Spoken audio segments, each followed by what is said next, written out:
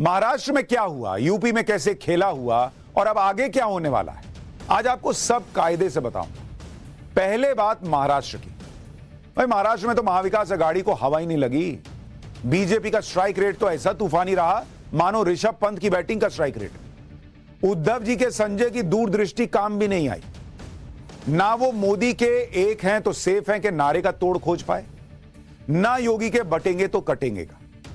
महाराष्ट्र और यूपी के नतीजों ने साबित कर दिया है कि हिंदू जाग सकता है, जगाने वाला चाहिए, और यह काम मोदी योगी ने मिलकर किया। ऊपर से ग्राउंड पर आरएसएस ने जो काम किया बॉस, वो तूफानी था। मोदी योगी और संघ की तिकड़ी और मौजूदा महायुति सरकार की योजनाओं की आंधी में महाविकास आघाड़ी ऐसी उड़ी है कि उन्हें ढूंढने मंगल ग्रह जाना पड़ सकता है। यह सब हुआ कैसे, इस रिपोर्ट में देखिए।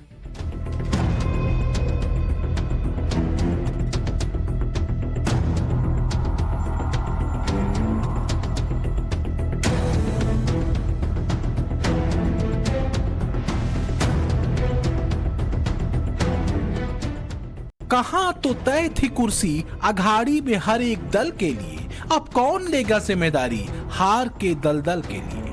महाराष्ट्र में विकास अघाड़ी की गति ऐसी होगी, किसने सोचा था कि उद्धव की शिवसेना खारिज हो जाएगी। कौन जानता था कि 6 महीने पहले तक लोकसभा चुनावों में तपस्वी राहुल गांधी की राजनीतिक सिद्धि का दावा कर रही कांग्रेस महाराष्ट्र में जमीन सूंघती दिखेगी।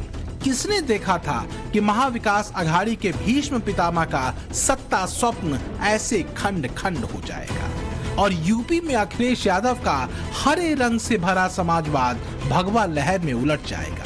पर हाय, ऐसा हो गया। महाराष्ट्र में सुशासन की जीत हुई है। महाराष्ट्र में सच्चे सामाजिक न्याय की विजय हुई है। और साथियों, आज महाराष्ट्र में झूठ, छल, फरेब बुरी तरह हारा है। महाराष्ट्र में बीजेपी की सत्ता बरकरार रही, यूपी के उपचुनाव में बीजेपी दमदार रही। उद्धव के संजय की तो पूछिए मत। उन्हें इतना बड़ा झटका लगा है कि वो रह रहकर बोल उठते हैं कि इस राज्य की जनता बेईमान नहीं है। जिस राज्य में सबसे बड़ी बेईमानी हो गई है, इस राज्य की जनता बेईमान नहीं है। ये नतीजे ऐसे दिए आपने कि आपने राज्य को, जनता को बेईमान ठहराया है। इस राज्य की जनता बेईमान नहीं है। लेकिन सवाल यह है कि संजय ये समझा रहे हैं कि महाराष्ट्र में महायुति को वोट देने वाली जनता बेईमान है, या वो ये बता रहे हैं कि जनता ने उन्हें नकार कर बेईमानी की है। लेकिन ऐसा क्या हुआ कि महाराष्ट्र में मुख्यमंत्री पद के लिए मातापच्ची कर रही, हिमालय से भी ऊंचे आत्मविश्वास से भरी महाविकास अघाड़ी ऐसी गिरी? कुछ तो वजह रही होगी, क्योंकि एक दिन पहले तक विजय स्वप्न में डूबे उद्धव कहते थे कि 4 जून के बाद महाराष्ट्र की सियासत में दूसरा बम फूटने वाला है। उद्याची आपण सर्व वाट बघतो आहोत। काल जो बॉम्ब फुटला तो 4 दिवस आधी फुटला असता तर त्याचा स्फोट मोठा झाला असता। तरी देखील 19 तारखेला एक बॉम्ब फुटलेलाच आहे। नोटांचा बॉम्ब जो काही वसई विरारला फुटला तो सुद्धा लोकांनी पाहिलेला आहे। उद्धव ठाकरे की एक भविष्यवाणी तो सच साबित हुई ही।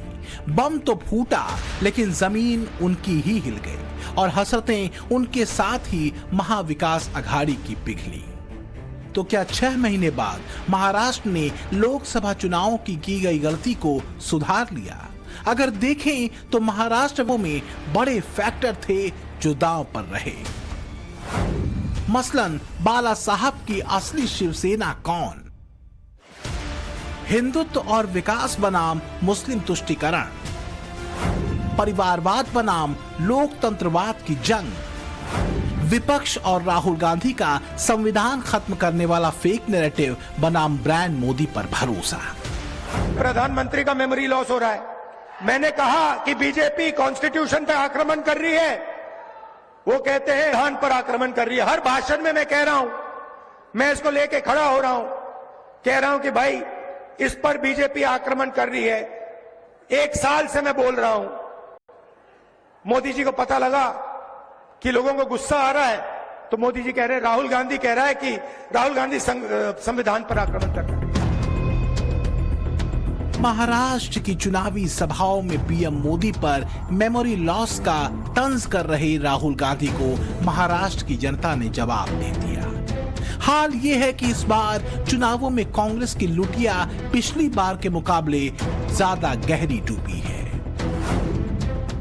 शाम 4 बजे तक के रुझानों में कांग्रेस बमुश्किल 18 सीटों पर अटकी रही, जिसे पिछले बार के चुनाव में 44 सीटें मिली थी। यानी 26 सीटों का नुकसान राहुल गांधी के कथित करिश्माई लीडरशिप के बावजूद कांग्रेस को हुआ।